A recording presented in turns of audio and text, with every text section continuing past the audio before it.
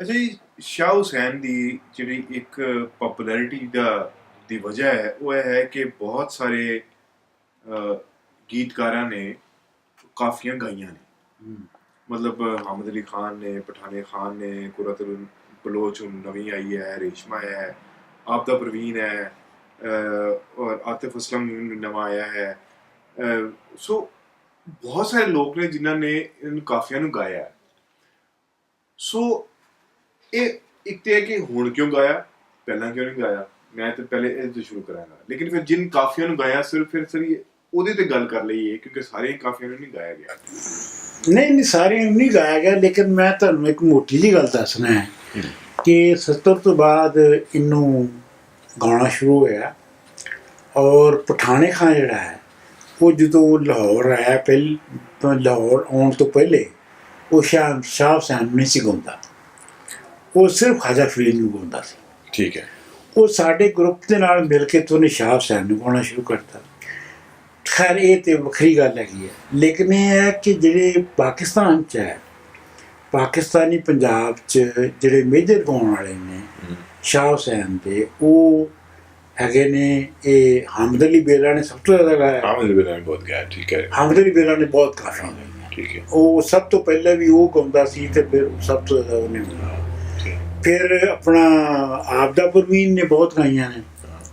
Coke studio ਨੇ ਸ਼ੁਰੂ ਕੀਤਾ, ਉਹਨਾਂ ਨੇ ਕਾਫੀਆਂ ਕੀਤੀਆਂ ਨੇ ਜਿਹੜੀਆਂ ਕਿ ਮੁਖਤਲਿਫ ਸਿੰਗਰਸ ਨੂੰ ਉਹਨਾਂ ਲੈ ਕੇ, ਔਰ ਉਹਦੀ ਵਜ੍ਹਾ ਨਾਲ ਨਵੀਂ ਜਨਰੇਸ਼ਨ ਵਿੱਚ ਵੀ ਥੋੜਾ ਜਿਹਾ ਉਹ ਹੋਇਆ ਹੈ ਕਿ ਜਨਾਬ ਸ਼ਾਹ ਹੁਸੈਨ ਕੋਈ ਹੈ ਔਰ ਜਨੂਬ ਦਾ। ਨਹੀਂ ਜੀ, ਉਹਦੇ ਨਾਲ ਬਹੁਤ ਫਰਕ ਪਿਆ ਹੈ, ਉਹਦੇ ਨਾਲ ਬਹੁਤ ਫਰਕ ਪਿਆ ਹੈ। ਆਪਣਾ ਜਿਹੜਾ ਉੱਧਰ ਜਿਹੜਾ ਉੱਪਰਲਾ ਚੜ੍ਹਦਾ ਪੰਜਾਬ ਹੈ, ਉਹਦੇ ਵਿੱਚ ਸਭ ਤੋਂ ਜ਼ਿਆਦਾ ਸ਼ਾਹ ਹੁਸੈਨ ਨੂੰ ਗਾਇਆ ਹੈ ਆਪਣਾ ਬਰਕਤ ਸਿੱਧੂ ਨੇ।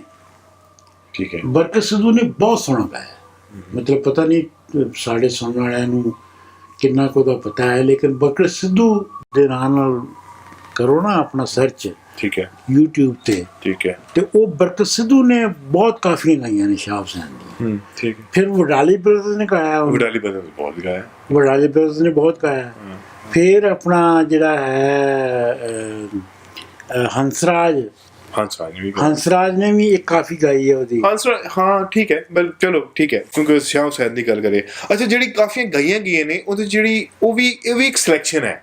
ਮਤਲਬ ਹੁਣ ਮਾਏ ਨਹੀਂ ਮੈਂ ਕਿਹਨੂੰ ਆਖਾਂ ਦਰਦ ਵਿਛੋੜੇ ਦਾ ਹਾਲ, ਹੁਣ ਇੱਕੋ ਹੀ ਕਾਫੀ ਹੈ ਜਿਹੜੀ ਹੁਣ 10-15 ਨੇ ਗਾ ਲਈ ਹੈ। ਉਹ ਇਹ ਨਹੀਂ ਕੀਤਾ ਕਿ ਜਿਹੜਾ ਨਵਾਂ ਗਾਣਾ ਵਾਲਾ ਹੈ ਉਹ ਸ਼ਾਹ ਹੁਸੈਨ ਦੀ ਕੋਈ ਨਵੀਂ ਕਾਫੀ ਫੜ ਕੇ ਉਹਨੂੰ ਗਾ ਲਵੇ। ਉਹਨੇ ਉਸ ਨੂੰ ਹੀ ਰੈਪੀਟੀਸ਼ਨ ਕੀਤੀ ਹੈ ਕਿ ਜੋ ਪਹਿਲੇ ਰੇਸ਼ਮਾ ਨੇ ਗਾਇਆ ਸੀ, ਜੋ ਆਪਦਾ ਪ੍ਰਵੀਨ ਨੇ ਗਾਇਆ ਸੀ, ਜੋ ਫਿਰ ਇਬਰਾਲ ਜਾਂ ਆਤਿਫ ਨੇ, ਉਸ ਤੋਂ ਪਹਿਲਾਂ ਜੋ ਹਾਮਦ ਅਲੀ ਨੇ ਜਾਂ ਪਠਾਨੇ ਖਾਨ ਨੇ ਜੋ ਗਾਇਆ ਸੀ, ਉਹਨੂੰ ਹੀ ਰਿਪੀਟ ਕਰਤਾ।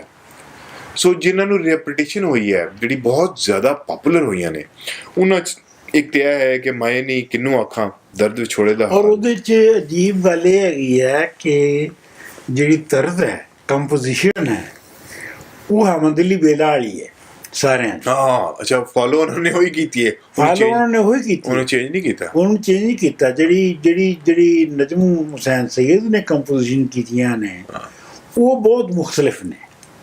ਉਹਨਾਂ ਨੇ ਤਕਰੀਬਨ ਸਾਰੀਆਂ ਕਾਫੀਆਂ ਦੀ ਕੋਈ 4 ਕੰਪੋਜੀਸ਼ਨ ਕੀਤੀ। ਅੱਛਾ ਜੀ, ਮੈਂ ਇਹਦੇ 'ਚ ਕਿਉਂਕਿ ਮੈਂ ਨਜਮਲ ਔਰ ਇਹ ਜੋ ਕਾਫੀਆਂ ਉਹਨਾਂ ਨੇ ਕੰਪੋਜ਼ ਕੀਤੀਆਂ ਨੇ, ਉਹਦੇ 'ਚ ਅਸੀਂ ਅਗਲੇ ਪ੍ਰੋਗਰਾਮ ਵਿੱਚ ਆਵਾਂਗੇ। ਫਿਲਹਾਲ ਅਸੀਂ ਇਹਦੇ 'ਚ ਰਹੀਏ ਜੋ ਪਾਪੂਲਰ ਹੋਈਆਂ ਨੇ।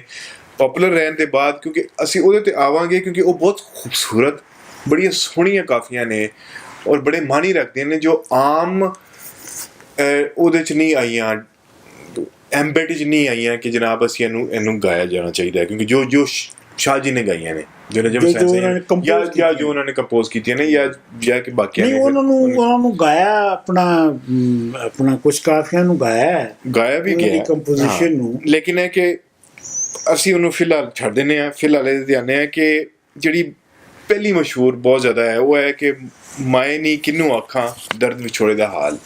ਅੱਛਾ, ਇਹ ਉਹ ਕਾਫੀ ਹੈ ਜਿਹੜੀ ਇਹ ਹੁਣ ਤੱਕ ਆਉਂਦੀ ਰਹੀ ਹੈ ਕਿ ਸ਼ਿਵ ਕੁਮਾਰ ਬਟਾਲਵੀ ਨੇ ਵੀ ਉਹਨੇ ਲਾਈਨਸ 'ਤੇ ਹੀ ਉਸ ਨੂੰ ਪ੍ਰਮੋਟ ਵੀ ਕੀਤਾ ਹੈ। ਧੂਆਂ ਦੁਖੇ ਮੇਰੇ ਮੁਰਸ਼ਦ ਵਾਲਾ ਜਾਂ ਫੁੱਲਾਂ ਤਾਂ ਲਾਲ, ਸੂਲਾਂ ਮਾਰ ਦੀਵਾਨੀ ਕੀਤੀ ਬਿਰਹੋਂ ਪਿਆਸਾ ਪਿਆਸ ਸਾਡੇ ਪਿਆਸ ਖਿਆਲ। ਸਾਡੇ ਖਿਆਲ। ਦੁੱਖਾਂ ਦੀ ਰੋਟੀ ਸੂਲਾਂ ਦਾ ਸਾਲਣ ਆਹੀਂ ਦਾ ਬਾਲਣ ਬਾਲ। ਬੜੀ ਤਕਲੀਫ ਹੈ ਇਹਦੇ 'ਚ। ਜੰਗਲ ਬੇਲੇ ਫਿਰੇ ਢੁਢੇਂਦੀ ਅਜੇ ਨਾ ਪਾਇਓ ਲਾਲ। ਰਾਂਝਣ ਫਿਰਾਂ ਢੁਢੇਂਦੀ ਰਾਂਝਣ ਮੇਰੇ ਨਾਲ। ਕਹੇ ਹੁਸੈਨ ਫਕੀਰ ਨਿਮਾਣਾ ਸ਼ੋ ਮਿਲੇ ਤਾਂ ਥੇਵਾਂ ਲਾਲ। ਹਾਂਜੀ, ਇਹਦਾ ਮਤਲਬ ਇਹ ਹੈ ਕਿ ਧੂਆਂ ਤੁਖੇ ਮੇਰੇ ਮੁਰਸ਼ਿਦ ਵਾਲਾ ਜਾਂ ਫੁੱਲਾਂ ਦਾ ਲਾਲ। ਮਤਲਬ ਜਿਹੜੇ ਮੁਰਸ਼ਿਦ ਵਾਲਾ ਹੈ ਉਹ ਇੱਕ ਧੂਆਂ ਹੈ, ਧੁਖਦਾ ਰਹਿੰਦਾ ਹੈ। ਪਾਂਬੜੇ ਭਾਂਬੜ ਨਹੀਂ ਹੈ, ਨਹੀਂ ਹੈ। ਨਹੀਂ ਹੈ।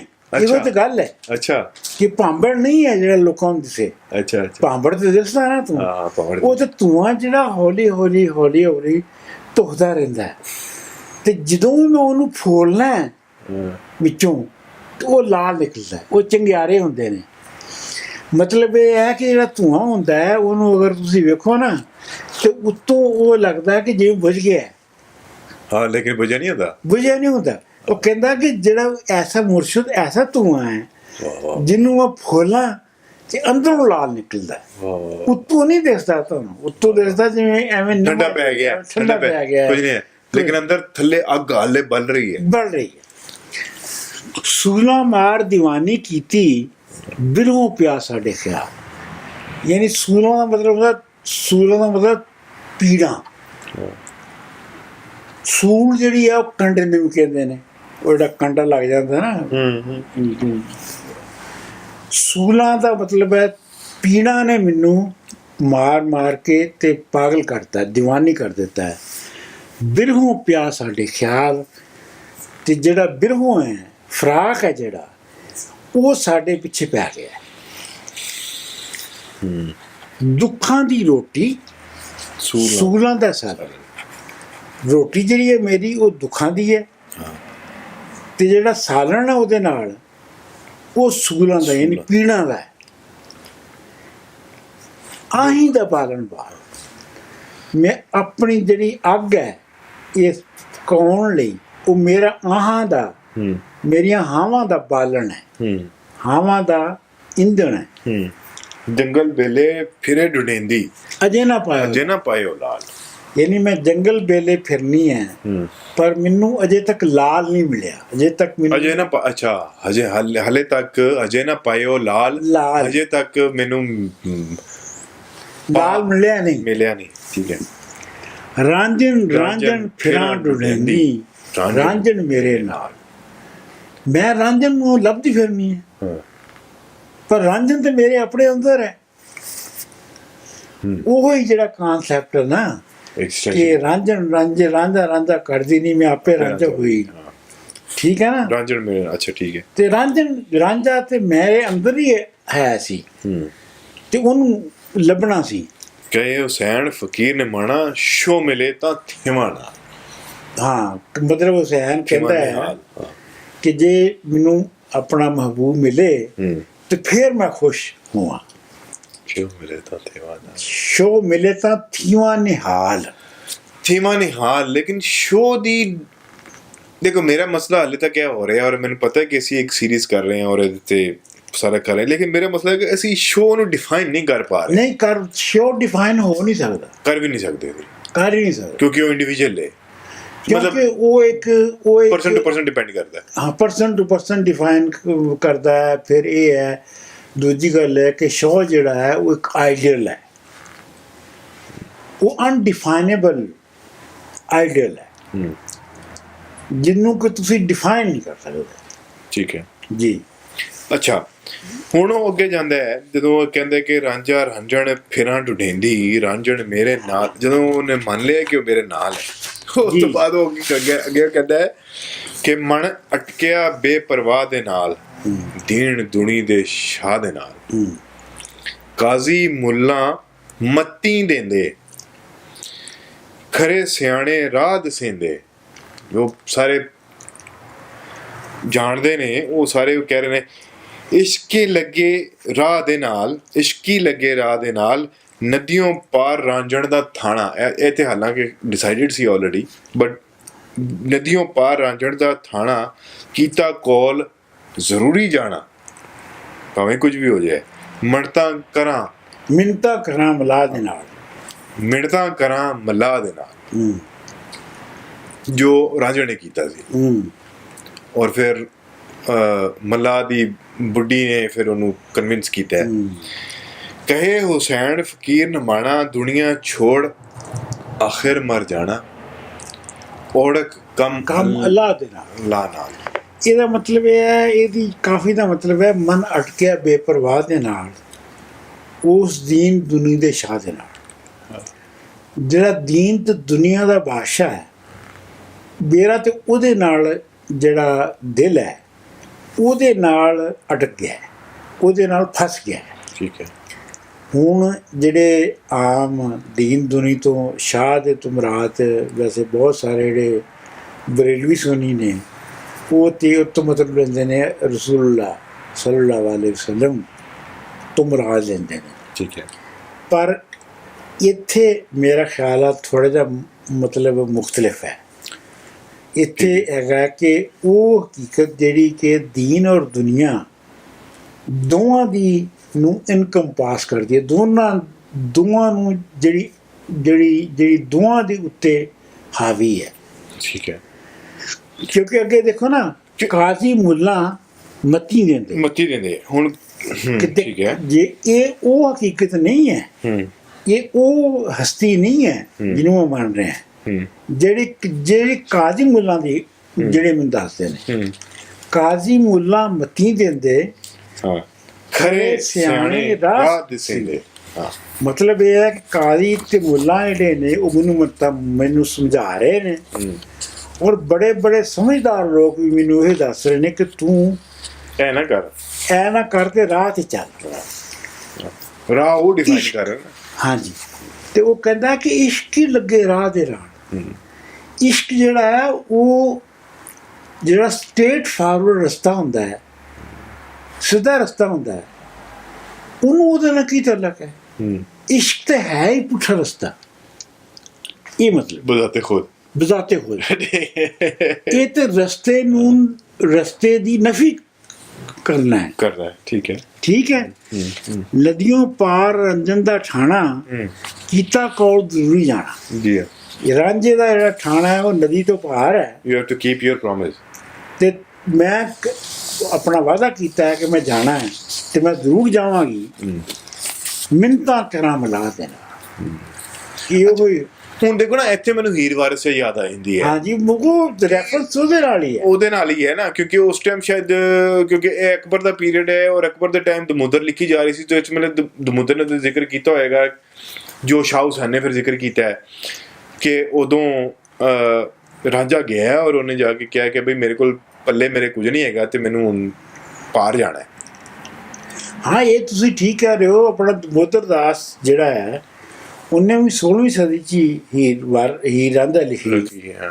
ਔਰ ਇਹ ਹੈ ਕਿ ਇਹਦਾ ਮਤਲਬ ਇਹ ਹੈਗਾ ਕਿ 16ਵੀਂ ਸਦੀ ਤੱਕ ਆਉਂਦਿਆਂ ਜਿਹੜੀ ਹੀਰ ਰਾਂਝੇ ਦੀ ਦਾਸਤਾਨ ਸੀ, ਕਹਾਣੀ ਸੀ, ਫੋਕ ਲੈਵਲ ਤੇ ਫੋਕ ਕਹਾਣੀ, ਉਹ ਮਸ਼ਹੂਰ ਹੋ ਚੁੱਕੀ ਸੀ। ਉਹ ਇਤਨੀ ਪਪੂਲਰ ਹੋ ਚੁੱਕੀ ਸੀ ਕਿ ਸ਼ਾਹ ਹੁਸੈਨ ਨੇ ਉਹਨੂੰ ਇਸਤੇਮਾਲ ਕੀਤਾ। ਔਰ ਸ਼ਾਹ ਹੁਸੈਨ ਪਹਿਲਾ ਸ਼ਾਇਰ ਹੈ, ਪੰਜਾਬੀ ਦਾ ਵੱਡਾ ਸ਼ਾਇਰ, ਜਿਹਨੇ ਹੀਰ ਰਾਂਝੇ ਦੀ ਰਮਜ਼ ਨੂੰ ਇਸਤੇਮਾਲ ਕੀਤਾ ਹੈ। ਇਸ ਤੋਂ ਪਹਿਲੇ ਬਾਬਾ ਫਰੀਦ ਨੇ ਜਾਂ ਬਾਬਾ ਗੁਰੂ ਨਾਨਕ ਨੇ ਜਾਂ ਹੋਰਾਂ ਨੇ ਨਹੀਂ ਇਸਤੇਮਾਲ ਕੀਤਾ। ਲੇਕਿਨ ਸ਼ਾਹ ਹੁਸੈਨ ਪਹਿਲੇ ਤੋਂ ਕੀ ਮੁਰਾਦ ਹੈ, ਬਾਅਦ ਚ ਵੀ ਕਿਸੇ ਨੇ ਕੀਤੀ? ਬਾਅਦ ਦੇ ਵਿੱਚ ਮੌਕੇ ਸ਼ਾਹ ਨੇ ਬਹੁਤ ਕੀਤਾ। ਠੀਕ ਹੈ।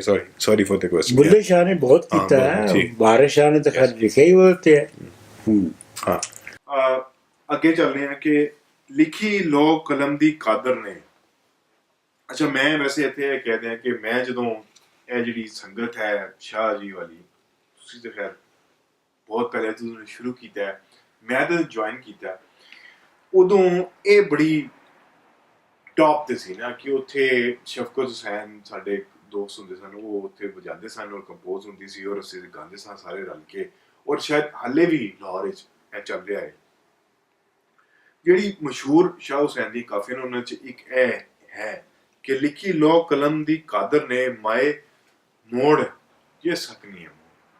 ਅੱਛਾ, ਇੱਕ ਮੈਂ ਤੁਹਾਨੂੰ ਦਿਲਚਸਪ ਗੱਲ ਦੱਸਾਂ ਕਿ ਜਦੋਂ ਪਹਿਲੀ ਵਾਰੀ ਸੰਗਤ ਵਿੱਚ ਇਹ ਕਾਫੀ ਪੜ੍ਹੀ ਗਈ, ਇਹ ਵਾਹਦ ਕਾਫੀ ਸੀ ਸਾਰੀਆਂ ਕਾਫੀਆਂ ਚੋਂ, ਮਤਲਬ ਦਰਜਨਾਂ ਕਾਫੀਆਂ ਚੋਂ ਜਿਸ ਤਰ੍ਹਾਂ ਮੈਂ ਬਣਾਈ ਸੀ। ਇਹ ਤੂੰ ਤੁਹਾਡੀ ਬਣਾਈ ਹੈ? ਇਹ ਮੇਰੀ ਤਰ੍ਹਾਂ ਇਹ ਸੁਣਾਓ ਨਾ ਜ਼ਰਾ ਪਹਿਲਾਂ। ਐਵੇਂ ਹਲਕਾ ਹੀ ਹੈ। ਲਿਖੀ ਲੋਹ ਕਲਮ ਦੇ ਕਾਦਰ ਨੇ ਮਾਏ ਮੋੜ ਦੇ ਸਕਨੀਏ ਮੋੜ। ਇਹ ਮਾਰਵਾ ਚ ਤੇ ਰਾਗ ਠਾਠ ਦੇ ਵਿੱਚ ਇੱਕ ਤਰ੍ਹਾਂ ਮੈਂ ਬਣਾਈ ਸੀ। ਠੀਕ ਹੈ। ਅੱਛਾ, ਜੋ ਮੈਂ ਸੁਣੀ ਉਹ ਥੋੜੀ ਜਿਹੀ ਡਿਫਰੈਂਟ ਹੈ। ਨਹੀਂ, ਉਹ ਡਿਫਰੈਂਟ ਹੋਏਗੀ ਬਟ ਕਿਉਂਕਿ ਉਸ ਤੋਂ 3-4 ਵਾਰੀ ਫਿਰ ਦੁਬਾਰਾ ਬਣੀ ਹੈਗੀ ਤਰ੍ਹਾਂ ਬਣੀਆਂ ਨੇ, ਔਰ ਉਹਨਾਂ ਚੋਂ ਇੱਕ ਜਿਹੜੀ ਹੈ ਉਹਦੇ ਨਾਲ ਮੈਂ ਫੈਮਿਲੀਅਰ ਹੋਇਆ।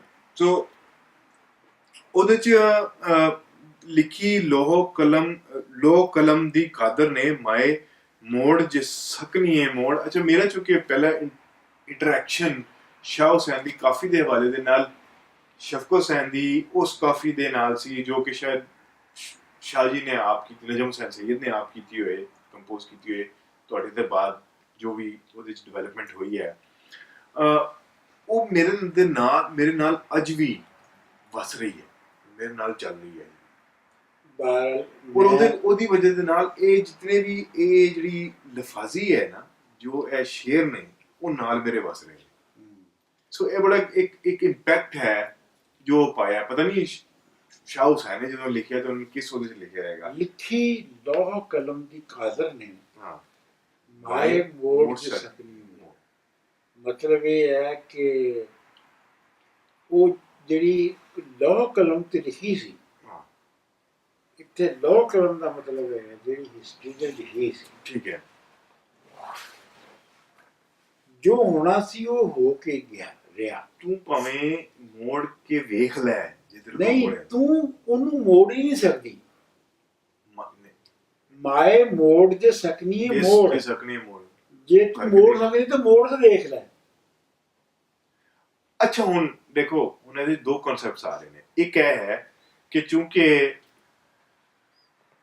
ਖਿੜਿਆਂ ਦੇ ਨਾਲ ਵਿਆਹਤਾ ਹੈ, ਤੇ ਕਿਆ ਉਹ ਹੈ ਸੀ ਜੋ ਲੋ ਕਲਮ ਦੀ ਹੈ ਕਾਦਰ ਦੀ, ਜਾਂ ਇਹ ਹੈ ਕਿ ਉਹਦਾ ਜਿਹੜਾ ਇਸ਼ਕ ਹੈ ਰਾਂਝੇ ਦੇ ਨਾਲ, ਉਹ ਹੈ ਲੋ ਕਲਮ ਕਾਦਰ ਦੀ? ਨਹੀਂ, ਮਤਲਬ ਇੱਥੇ ਸ਼ਾਹ ਹੁਸੈਨ ਇਹ ਕਹਿ ਰਿਹਾ ਹੈ ਕਿ ਜੋ ਸੁਸਾਇਟੀ ਦਾ ਬਣਤਰ ਸੀ, ਸਟਰਕਚਰ ਸੀ, ਉਹਦੇ ਵਿੱਚ ਜੋ ਕੁਝ ਹੋਣਾ ਹੈ, ਠੀਕ ਹੈ, ਉਹ ਹੋ ਕੇ ਰਿਹਾ ਹੈ। ਠੀਕ ਹੈ। ਤੂੰ ਉਹਨੂੰ ਮਾਏ, ਤੂੰ ਜੇ ਮੋੜ, ਤੂੰ ਨਹੀਂ ਮੋੜ ਸਕਦੀ। ਜਿਵੇਂ ਜਦੋਂ ਆਪਣਾ ਹੀਰ ਦਾ ਵਿਆਹ ਹੋ ਗਿਆ ਤੇ ਜਦੋਂ ਉਹ ਜਾ ਰਹੀ ਸੀ ਤਾਂ ਉਹਨੇ ਰਾਂਝੇ ਨੂੰ ਕਿਹਾ, ਜੋ ਕੁਝ ਵਿੱਚ ਰਜ਼ਾ ਦੇ ਲਿਖ ਛੁੱਟਾ।